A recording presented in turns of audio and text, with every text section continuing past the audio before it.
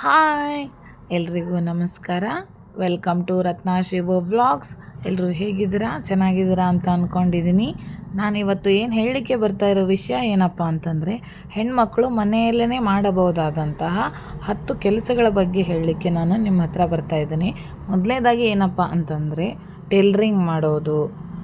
Almost ಎಲ್ಲ ಹೆಣ್ಮಕ್ಳು tailoring ಬಗ್ಗೆ ಸ್ವಲ್ಪ ಗೊತ್ತಿರುತ್ತೆ. ಅದನ್ನೇ ನಾವು ಬಂಡವಾಳ ಮಾಡಿಕೊಂಡು ದುಡಿಮೆಯನ್ನು ಮಾಡಿದರೆ ನಮ್ಮ ಜೀವನದಲ್ಲಿನೂ ನಾವು ಯಶಸ್ವಿಯನ್ನು ಕಾಣ್ಬೋದು.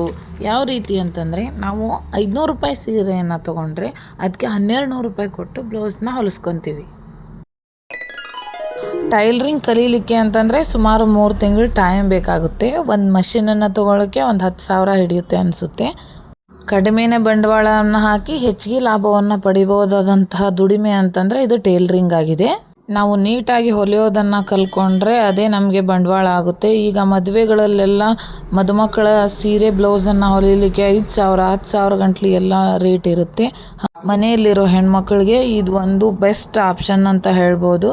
ಮನೆಯಲ್ಲೇ ಕೂತ್ಕೊಂಡು ನಾವು ದುಡಿಮೆಯನ್ನು ಮಾಡಿಕೊಂಡು ನಮ್ಮ ಜೀವನನ ನಾವು ನಡೆಸಲಿಕ್ಕೆ ಇದು ಒಂದು ಬೆಸ್ಟ್ ಆಪ್ಷನ್ ಅಂತ ಹೇಳ್ಬೋದು ಟೈಲರಿಂಗು.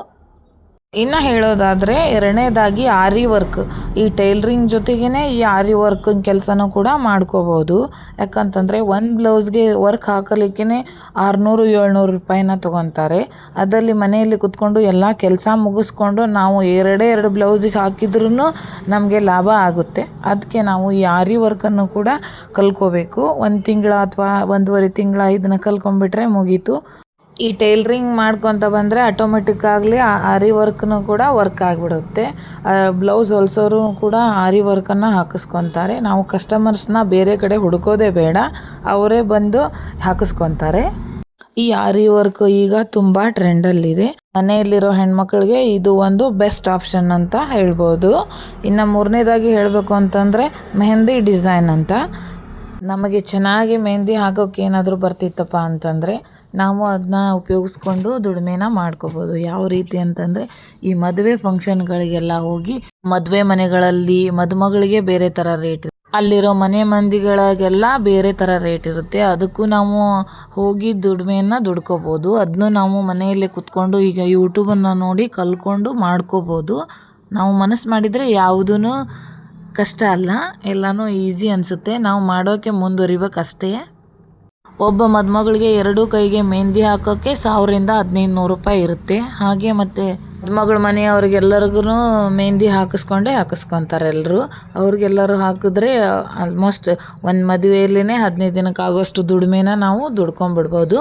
ಇನ್ನು ನೆಕ್ಸ್ಟ್ ನಾವು ಹೇಳೋದಾದರೆ 4ನೇದಾಗಿ ಮನೆಯಲ್ಲೇ ನಾವು ನಮಗೆ ಹಪ್ಪಳ ಚೆನ್ನಾಗಿ ಮಾಡೋಕ್ಕೆ ಬರುತ್ತೆ ಅಂದರೆ, ಸಂಡಿಗೆ ಚೆನ್ನಾಗಿ ಮಾಡೋಕ್ಕೆ ಬರುತ್ತೆ ಅಂದರೆ ಅದನ್ನೆಲ್ಲ ಮಾಡಿ ನಾವು ರೆಡಿ ಮಾಡಿ ಪ್ಯಾಕ್ ಎಲ್ಲ ಚೆನ್ನಾಗಿ ಮಾಡಿ ಅಂಗಡಿಗಳಿಗೆ ಹೋಗಿ ನಾವು ಮಾರಿ ಬಂದರೆ ಅದರಿಂದನೂ ನಮಗೆ ತುಂಬಾ ಚೆನ್ನಾಗಿರೋ ಲಾಭ ಅಂತೂ ಸಿಕ್ಕೇ ಸಿಗುತ್ತೆ.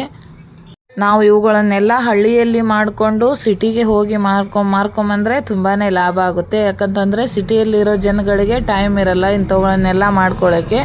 ಅದಕ್ಕೆ ಅವರು ಇಂಥವುಗಳನ್ನೆಲ್ಲ ತೊಗೊಳ್ಳೋಕ್ಕೆ ಮುಂದೆ ಬರ್ತಾರೆ. ಹಾಗಾಗಿ ನಾವು ಹಳ್ಳಿಯಲ್ಲಿ ಮಾಡಿಕೊಂಡು ಸಿಟಿಗೆ ಹೋಗಿ ನಾವು ಅವುಗಳನ್ನು ಮಾರ್ಕೊಂಡು ಬಂದರೆ ತುಂಬಾ ಲಾಭ ಆಗುತ್ತೆ. ಇನ್ನು ನೆಕ್ಸ್ಟ್ ಒಂದು ಹೇಳೋದಾದರೆ ನಾವು ಟ್ಯೂಷನ್ಸ್ನ ಮಾಡ್ಬೋದು. ಮನೆಯಲ್ಲೇ ನಾವು ಚೆನ್ನಾಗಿ ಓದಿದ್ವಿ ಅಥವಾ ಒಂದು ಡಿಗ್ರಿ ಅಂತ ಏನಾದರೂ ಮಾಡ್ಕೊಂಡಿದ್ರೆ ಟ್ಯೂಷನ್ಸ್ನ ಹೇಳ್ಬೋದು.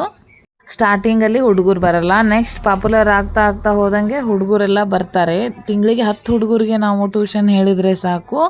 ಇದೊಂಥರ ನಮಗೆ ಪಾರ್ಟ್ ಟೈಮ್ ಜಾಬ್ ಆ ಥರ ಆಗುತ್ತೆ. ಓದೋದವ್ರು ಇದ್ದರೆ ಒಂದ್ಸಲ ಟ್ರೈ ಮಾಡ್ಬೋದು. ಇನ್ನು ನೆಕ್ಸ್ಟ್ ಹೇಳೋದಾದರೆ ನೀವು ಒಂದು ಬ್ಯೂಟಿ ಪಾರ್ಲರ್ನ ಇಟ್ಕೊಂಡು ಬ್ಯೂಟಿಷಿಯನ್ ಆಗೋದು. ಇದಂತೂ ತುಂಬಾ ಟ್ರೆಂಡ್ ಆಗಿದೆ. ಒಂದು ಸ್ಮಾಲ್ ಅಕೇಶನ್ಸ್ ಇದ್ದರೂ ಕೂಡ ಎಲ್ಲರೂ ಬ್ಯೂಟಿ ಪಾರ್ಲರ್ಗೆ ಹೋಗಿ ರೆಡಿಯಾಗಿ ಬರೋದನ್ನು ಇತ್ತೀಚಿನ ದಿನಗಳಲ್ಲಿ ನಾವು ತುಂಬಾ ಕಂಡಿದ್ದೀವಿ. ಹಾಗಾಗಿ ಈ ಬ್ಯೂಟಿಷಿಯನ್ ಆಗೋದಂತೂ ತುಂಬಾ ಹೆಣ್ಮಕ್ಳಿಗೆ ಒಂದು ಒಳ್ಳೆ ಅಪಾರ್ಚುನಿಟಿ ಅಂತ ಹೇಳ್ಬೋದು. 6 ತಿಂಗಳ ಕೋರ್ಸ್ನೆಲ್ಲ ಮುಗಿಸಿ ಬಂದರೆ ಮುಗೀತು. ಯಾವ ಥರ ರೆಡಿ ಮಾಡೋದು ಯಾವುದನ್ನೆಲ್ಲ ಥರನೂ ಕಲಿಸ್ತಾರೆ ಅವರು. ಹೀಗಾಗಿ ಇದು ಒಂದು ಒಳ್ಳೆಯ ಆದಾಯದ ಮೂಲ ಅಂತಲೇ ಹೇಳ್ಬೋದು ಹೆಣ್ಮಕ್ಳಿಗೆ. ಬ್ಯೂಟಿ ಪಾರ್ಲರ್ನ ಮನೆಯಲ್ಲೇ ಇದ್ದೂ ಕೂಡ ನಾವು ಮನೆ ಮುಂದೆನೇ ಒಂದು ಚೆನ್ನಾಗಿರೋ ಬೋರ್ಡನ್ನು ಹಾಕಿದರೆ ಸಾಕು, ಕಸ್ಟಮರ್ಸ್ ತಾನಾಗೆ ಹುಡ್ಕೊಂಡು ಬರ್ತಾರೆ.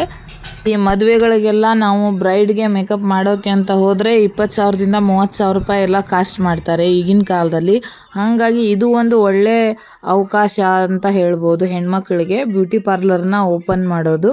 ಬ್ಯೂಟಿಷಿಯನ್ ಆಗೋದ್ರಿಂದನೂ ಕೂಡ ಹೆಣ್ಮಕ್ಳಿಗೆ ತುಂಬ ಚೆನ್ನಾಗಿರೋ ಆದಾಯ ಅಂತೂ ಬರುತ್ತೆ. ಇನ್ನು ನೆಕ್ಸ್ಟ್ ಆಗಿ ಹೇಳೋದಾದರೆ ಮನೆಯಲ್ಲಿನೇ ಕ್ಯಾಟ್ರಿಂಗ್ ಮಾಡೋದು. ನಮಗೆ ಒಳ್ಳೊಳ್ಳೆ ಅಡುಗೆನ ತುಂಬ ಚೆನ್ನಾಗಿ ಮಾಡೋಕ್ಕೆ ಬರ್ತಿತ್ತು ಅಂದರೆ ನಾವು ಅಡುಗೆನ ಮಾಡಿ ಯಾವುದಾದ್ರೂ ಒಂದು ಸ್ಕೂಲ್ ಪಕ್ಕಕ್ಕೆ ಅಥವಾ ಆಸ್ಪತ್ರೆಯ ಪಕ್ಕಕ್ಕೆ ಏನಾದರೂ ನಮ್ಮದೊಂದು ಸಣ್ಣ ಚಿಕ್ಕ ಅಂಗಡಿಯನ್ನು ಹಾಕ್ಕೊಂಡು ಕಡಿಮೆ ರೇಟಿಗೆ ಏನಾದರೂ ನಾವು ಆಹಾರವನ್ನು ಕೊಡ್ತಾ ಇದ್ವಿ ಅಂತಂದರೆ ನಮ್ಮ ಆಹಾರ ತುಂಬಾ ಪಾಪ್ಯುಲರ್ ಆಗುತ್ತೆ, ನಮ್ಮ ಅಂಗಡಿನೂ ಪಾಪ್ಯುಲರ್ ಆಗುತ್ತೆ. ಹಾಗಾಗಿ ಕಸ್ಟಮರ್ಸು ಬರ್ತಾರೆ, ನಮ್ಮದು ವ್ಯಾಪಾರನೂ ಜಾಸ್ತಿಯಾಗಿ ಆದಾಯವಂತೂ ಬಂದೇ ಬರುತ್ತೆ.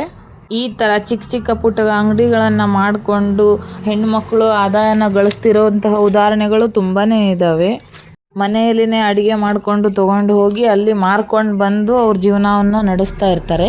ಹೆಣ್ಮಕ್ಳಿಗೆ ಹೇಳೋದು ಏನು ಅಂತಂದರೆ, ಯಾರು ಏನು ಅನ್ಕೊಂತಾರೋ, ನಾವು ಏನು ಮಾಡಿದರೆ ಅನ್ನೋ ಯೋಚನೆನ ಮೊದಲು ನಾವು ತಲೆಯಿಂದ ತೆಗೆದು ಹಾಕಬೇಕು. ನಾವು ಕೆಟ್ಟರು ಜನ ಅಂತಾರೆ, ಚಲೋ ಇದ್ರು ಜನ ಅಂತ ನಾವು ಅದ್ರ ಬಗ್ಗೆನ ಯೋಚನೆ ಮಾಡೋದನ್ನು ಮೊದಲು ನಿಲ್ಲಿಸಬೇಕು. ನಾವು ನಮ್ಮ ಕೆಲಸನ ನಾವು ಮಾಡ್ತಾ ಇರಬೇಕು. ಐ ಹೋಪ್ ಇವೆಲ್ಲವೂ ನಿಮಗೆ ಇಷ್ಟ ಆಗಿದವು ಅಂತ ಅಂದ್ಕೊಂಡಿದ್ದೀನಿ.